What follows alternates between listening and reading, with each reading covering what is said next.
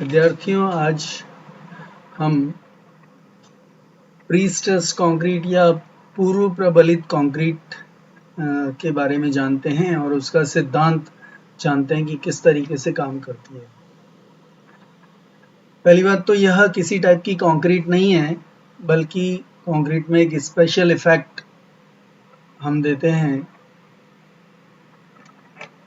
हम ये जानते हैं कि simply supported singly reinforce beam अगर है और उस पर जब हम एक्सटर्नल लोड्स अप्लाई करते हैं तो वो बैंड होती है, जिससे उसमें बैंडिंग स्ट्रेसेस उत्पन्न होते हैं। सिंपली सपोर्टेड बीम में जो बैंडिंग स्ट्रेस उत्पन्न होते हैं वो ऊपर की तरफ कंप्रेशन आता है उसमें, और नीचे की तरफ टेंशन आता है, और नीचे टेंशन जोन में हम टेंशन को वहन करने के लिए स्टील प्रोवाइड करते हैं उसमें।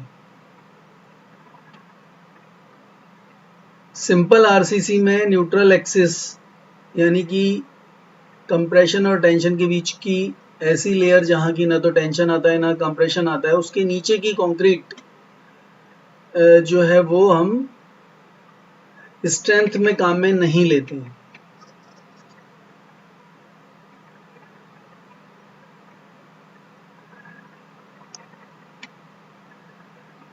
इसमें टेंशन नीचे की तरफ आने की वजह से कुछ न कुछ क्रैक्स डेवलप होते हैं, जिससे कि रीइंफोर्समेंट में जंग लग जाता है और लेटर स्टेज में काफ़ी समय बाद कंक्रीट फेल हो जाती है। यानी कि जिस स्ट्रक्चर में बेंडिंग होती है और टेंशन आता है तो वहाँ क्रैक्स डेवलप होने के कारण मॉइस्चर उसमें जाती है, जिससे रस्टिंग होने से या जंग लगने से स्टील फूलता है और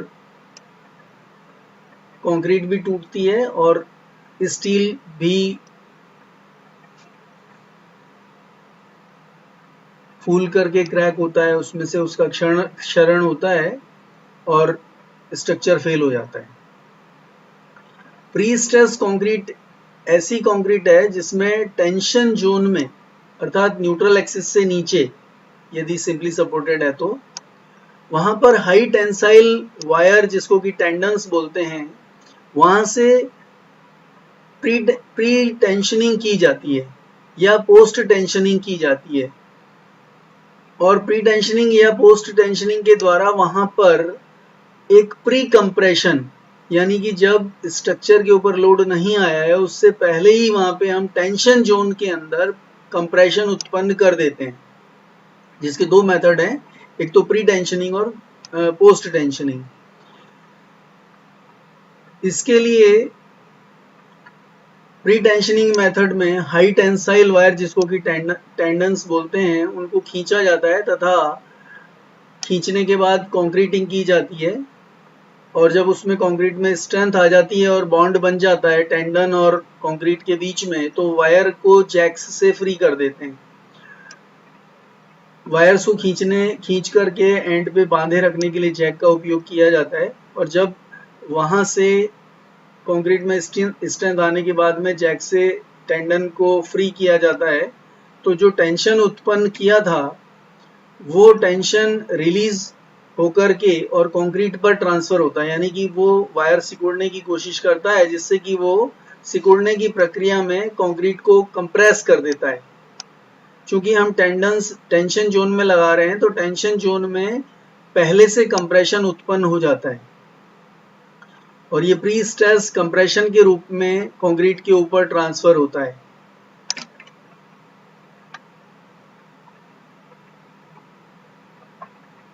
इस तरह के स्ट्रक्चर में या कंक्रीट में जब एक्सटर्नल लोड को अप्लाई किया जाता है तो लोड से जो टेंशन उत्पन्न होता है, जो कि न्यूट्रल एक्सिस के नीचे उत्पन्न होगा, वह पहले प्री स्ट्रेस से उत्पन्न जो कंप्रेशन है उसको न्यूट्रलाइज करने की कोशिश करेगा, अर्थात वहां टेंशन उत्पन्न होगा ही नहीं, क्योंकि वहां पर पहले से कंप्रेशन है।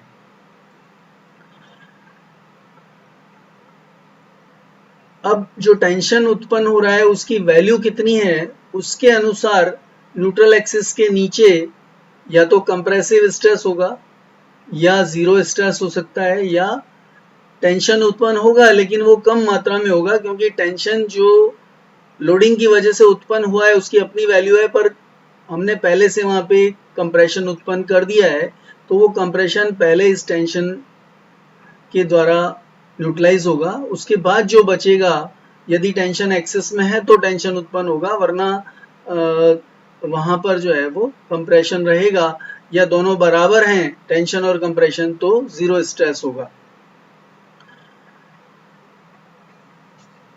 स्ट्रक्चर में चूंकि टेंसाइल स्ट्रेस उत्पन्न नहीं करते हैं, हमें पहले से पता होता है कि कितना टेंशन लोडिंग के कारण से आता है, तो प्री स्ट्रेस पहले से एक्सेस में लगाए जा सकते हैं। टेंशन जितना होता होगा उससे अधिक कंप्रेशन उत्पन्न किया जा सकता है, और ऐसा पॉसिबल है कि प्री स्ट्रेस्ड कंक्रीट जो स्ट्रक्चर है उसमें कभी भी उसकी लाइफ स्पान में टेंसाइल स्ट्रेस उत्पन्न ही नहीं हो।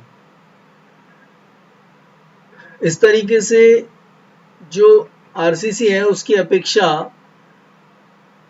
प्री स्ट्रेस कंक्रीट स्ट्रक्चर की लाइफ अधिक होगी, क्योंकि उसमें टेंशन उत्पन्न नहीं होगा, और जो वायर्स हम लगा रहे हैं उसमें रस्टिंग नहीं होने से उसके फेल होने के चांसेस नहीं हैं।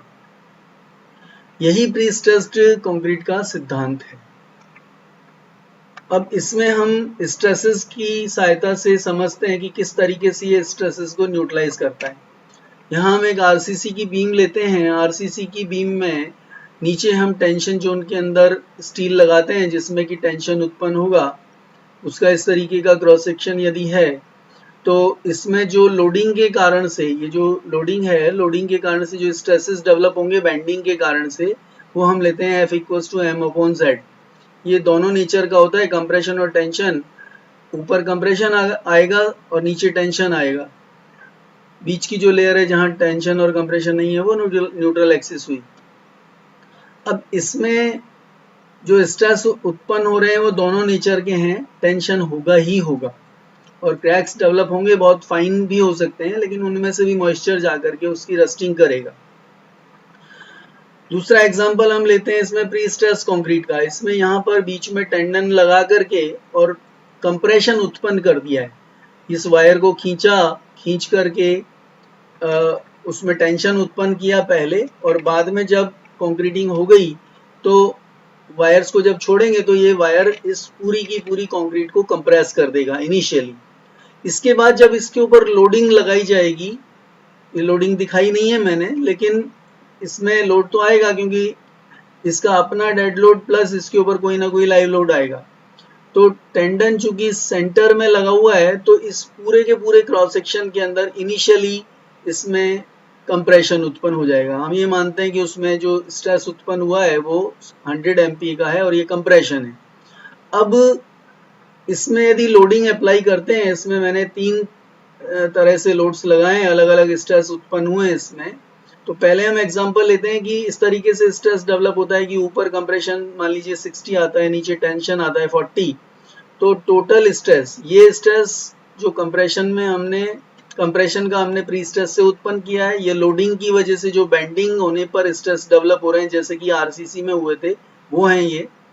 अब इनका टोटल स्ट्रेस लें दोनों का, तो ये 100 + 60 टॉप पे तो हो गया 160, और नीचे चूंकि +100 है और -40 है, तो ये हमारे पास में +60 यानी कि कंप्रेशन शेष रह गया। और इस तरीके से जो पूरे सेक्शन में स्ट्रेस डेवलप हुए वो 160 और 60 कंप्रेसिव नेचर के ही हुए।